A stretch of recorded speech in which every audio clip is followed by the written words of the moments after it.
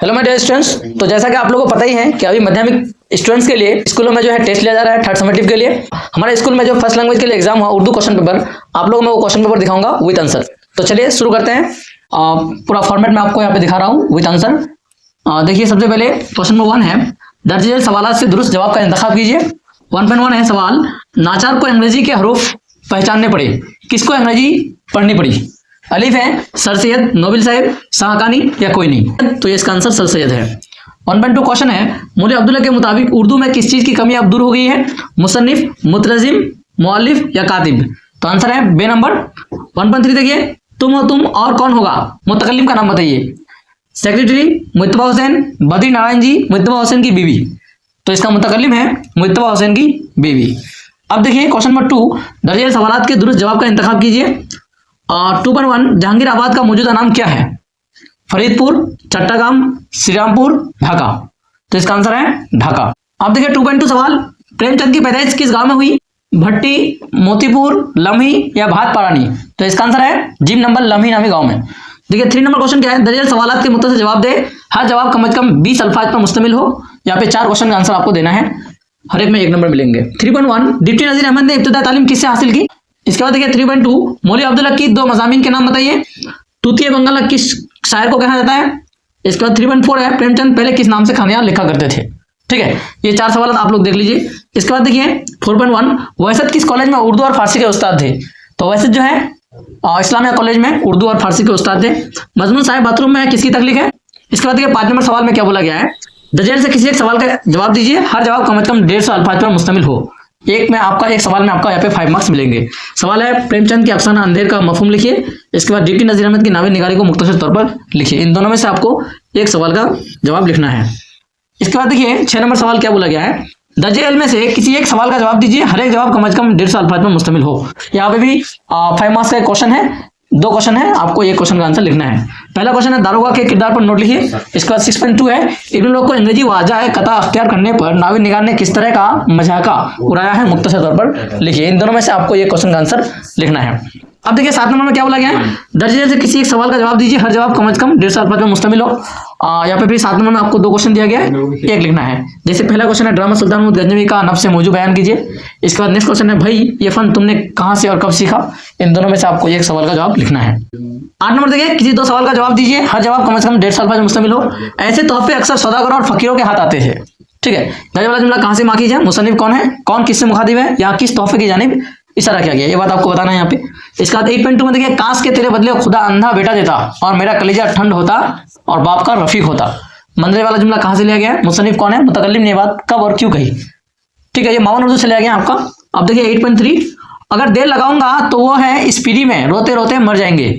ठीक है, उसी मावन उर्दू से दिया गया ये सवाल। दर्ज वाला जुमला कहाँ से अखज किया गया है, मुसन्निफ का नाम बताइए, कौन किससे मुखातिब है? ठीक है, अब देखिए क्वेश्चन नंबर 9, दर्ज झेल से दुरुस्त जवाब का इंतखाब कीजिए। आपको जो है दुरुस्त जवाब का इंतखाब करना है, ये नजमों से आपको एमसीक्यू दिया गया है। तो देखिए 9.1 आफ्ताब किसकी जुदाई में पेचोताब खाता है?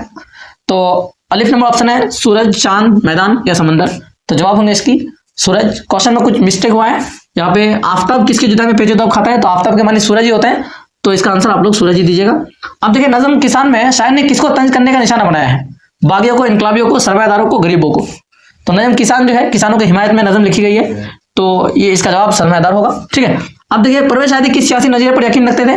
कम्युनिज्म, कैपिटलिज्म, लाइबरलिज्म, इनमें से कोई नहीं। तो इसका आंसर है कम्युनिज्म, जिसको हम लोग कह सकते हैं इश्तराकियत पसंद। ओके, अब देखिए नेक्स्ट 9.4, आमिर आदमी की मौत पर कौन रो रहा था? पड़ोसी, बेटा, मुलाजिम, इनमें से कोई नहीं। तो जवाब होंगे इसका बेटा। ठीक है, अब देखिए नेक्स्ट 9.5, दर्ज झेल में उर्दू का अजीम शायर बदर कलकत्ती का हमअसर था, मीर, फैज, गालिब या इकबाल?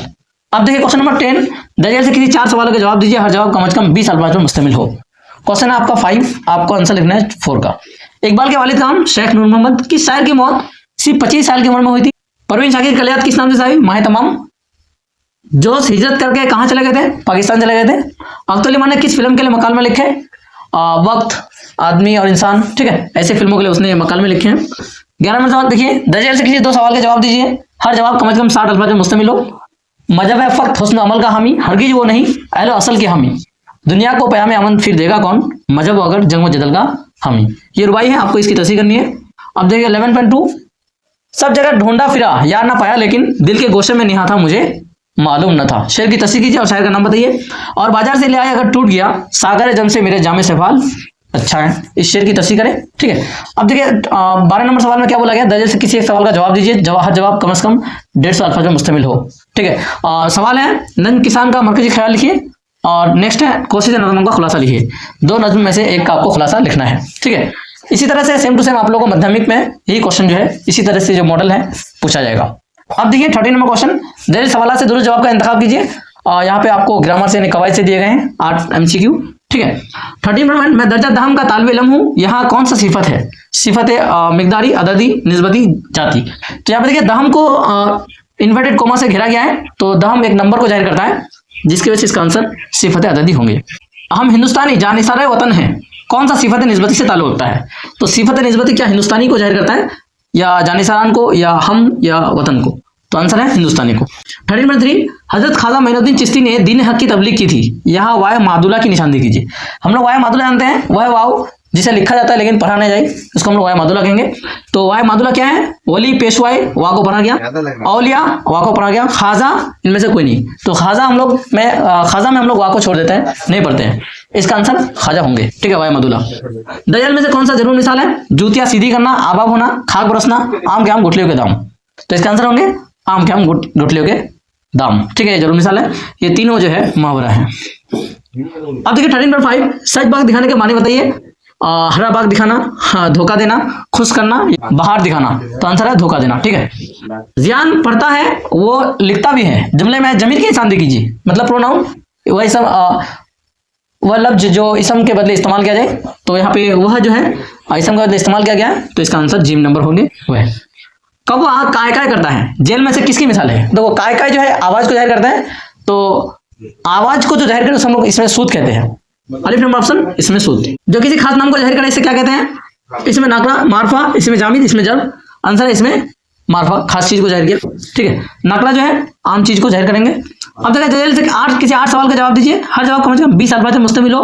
8 आपको यहाँ पे सवाल का जवाब देना है। इसमें नकरा की तारीफ मिसाल कीजिए। वैसन जो किसी आम चीज, जगह या नाम को जाहिर करे, इसमें नकरा कहलाते हैं। इसका मिसाल जैसे किताब, स्कूल, ठीक है। इसमें मस्तक की तारीफ कीजिए और एक मिसाल दीजिए। इसमें मस्तक, इसके बाद वह वाव जिसे खूब खींच कर पढ़ाया जाए, इसे क्या कहते हैं? वह मारूफ कहते हैं। मक्ता किसे कहते हैं? गजल के आखिरी शेर को मक्ता कहते हैं, मिसाल के साथ लिखिए। रुबाई किसे कहते हैं? 4 मिसरे वाली नज़्मों को रुबाई कहते हैं। इस तरह आप लोग ये ग्रामर आप लोग सॉल्व कर लीजिएगा। अब देखिए नेक्स्ट क्वेश्चन है 15 में, दजल अनुवाद में से किसी एक पर मजमून लिखना है। 3 मजमून आप लोगों को माध्यमिक में भी रहेंगे, आपको किसी एक अनुवाद पर मजमून लिखना है। जैसे एक अलिफ नंबर दिया कोई त्यौहार, या आपकी पसंदीदा त्यौहार, जहेज एक लानत आपका पसंदीदा शायर, ठीक है। ये 24 में आ चुका है क्वेश्चन, स्कूल में दिया गया। अब देखिए 16 नंबर, दजल इक़्तिबास का सलीस उर्दू में तर्जमा कीजिए। Every man must have an aim in life, इस तरह आपको इसका ट्रांसलेट करना है।